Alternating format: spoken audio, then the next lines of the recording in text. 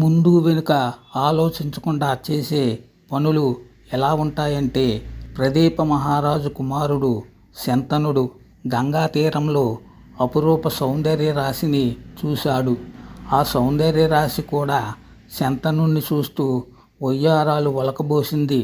శంతనుడు ఆమె దగ్గరికెళ్ళి, ఇంత సౌందర్యంగా ఉన్నావు, ఎవరు నువ్వు? నిన్ను పెళ్లి చేసుకోవాలనుకుంటున్నాను, ఏమంటావ్ అన్నాడు. నా పేరు గంగ.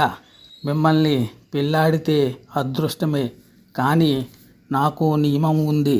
నేను ఏ పని చేసినా వద్దనకూడదు. నా ఇష్టం వచ్చినట్లు నేను ఉంటాను. కాదన్న మరుక్షణమే నేను వెళ్ళిపోతాను. అలాగైతేనే పెళ్ళి అంది.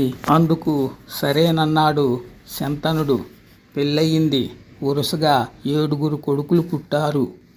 పుట్టిన వారందరినీ గంగలో కలిపేసింది ఒక్కొక్కరిగా. గంగ ఏ పని చేసినా అడ్డు చెబితే వెళ్ళిపోతుందన్న భయంతో అడ్డు చెప్పక భరిస్తున్నాడు శంతనుడు. ముందు వెనుక ఆలోచించక మాట ఇచ్చాను అనుకుంటూ కుమిలిపోతున్నాడు శంతనుడు.